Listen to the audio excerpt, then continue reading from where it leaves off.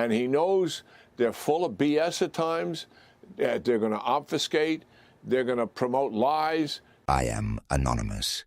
We are the voice behind the mask, the signal in the noise, the ones who watch power, war, and propaganda collide in real time. We do not forget. We do not look away. And tonight, we are looking at one explosive exchange involving retired four-star General Jack Keane, Fox News senior strategic analyst, former Army Vice Chief of Staff, and chairman of the Institute for the Study of War, as he laid out his view of the ceasefire, Iran, U.S. leverage, and the role of Donald Trump in all of it. The discussion begins with the situation on the ground, already sounding tense. Israeli concern is high. Jonathan Hunt is in Tel Aviv. Martha brings in Jack Keane after reports from the Pentagon, and Israeli sources have already framed the moment as critical. The question is simple. Where does this stand right now, especially with the Strait and this ceasefire? Keane says the situation is now moving into a different phase because of the ceasefire. He believes some of the violations of the ceasefire, including firing into Israel or at U.S. bases, may be sorted out in the next 48 hours. But he makes a bigger point. By agreeing to a ceasefire, the United States gave up using military operations as leverage to get a deal. In his words, that leverage was reduced, but not eliminated. He insists the U.S. still has real leverage, and that leverage depends on making sure the Iranians understand this is a 2-week deadline, and only a 2-week deadline. If Iran does not accept the conditions being put forward, and no deal is reached in 2 weeks, then the U.S. would return to combat operations. That, Keane says, is real leverage. Then he turns to what he thinks Iran is going to do in negotiations. He says it is predictable, like dealing with Putin. He argues the Iranians will want to delay and extend the talks, trying to convince negotiators that they are close to a deal, that they just need a little more time. And then what happens? Another week or two of ceasefire. Maybe even more if things appear to be getting closer. Keane says that is exactly what Iran wants. As much time as possible. Time for oil prices to recover. Time for the political system to recover. Time to take pressure off the president, who understandably feels that pressure. And he warns there is always the risk that after several weeks of no real progress, a president may become unwilling to return to combat operations. Keane says that, in his view, is the path Iran is on. He leaves open another possibility. If Iran is genuinely willing to meet the conditions laid down by President Trump's team, then all the better. But he says he is highly skeptical.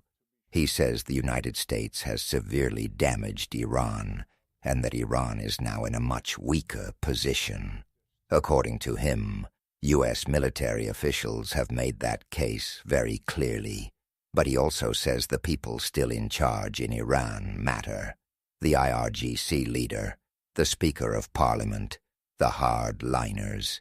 In his telling, these are not moderates.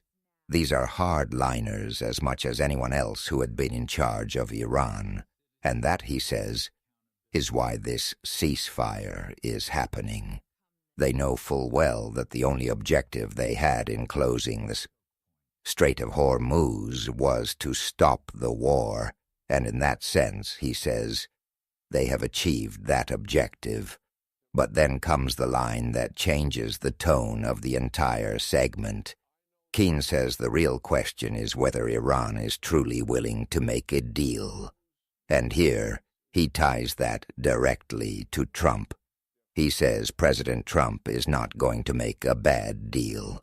He says Trump knows these guys, has negotiated with them more than any previous president has, and then he delivers the blunt verdict. They are full of BS. He says that at times they are going to promote lies, and that the U.S. team has to be aware of all of that going in.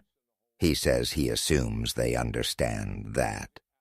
He says the backstop here is the president himself. He repeats that Trump is not going to take a bad deal. From there, Keane moves to what he calls the ace in the hole.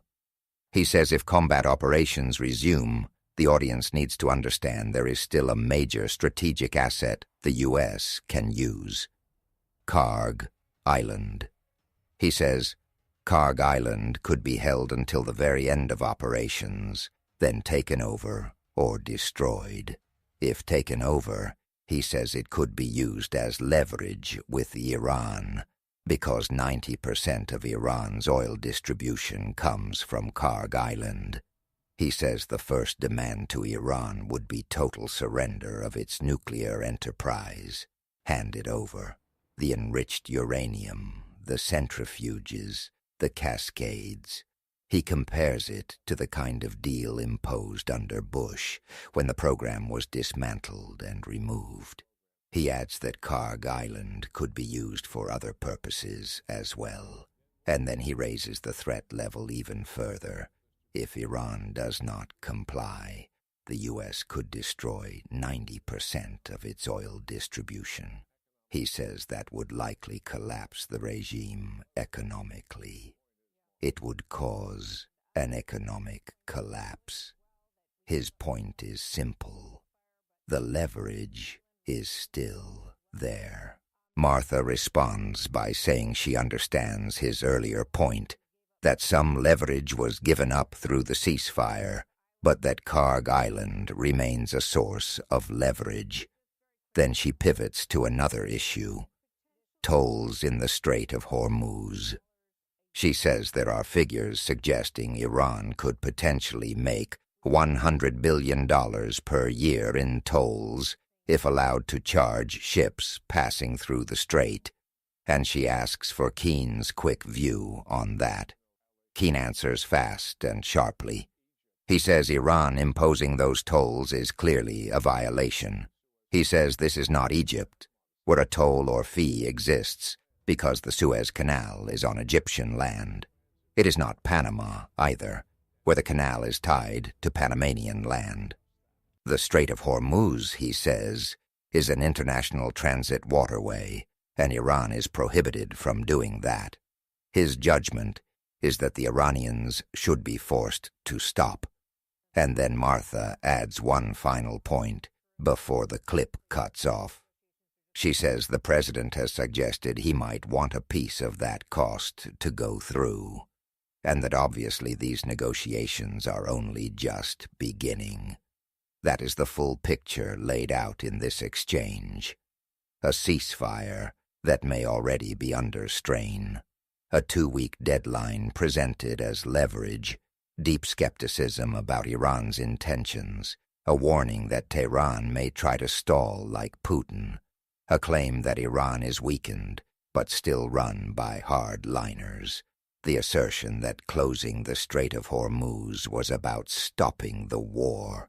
The explosive line that they are full of BS, and a hard-edged strategy centered on Karg Island, nuclear surrender, oil distribution, and the threat of economic collapse, followed by a legal and strategic rejection of Iranian tolls in the Strait of Hormuz. If you want more uncensored breakdowns like this, subscribe, leave your take in the comments, and stay alert. We are anonymous. We are watching.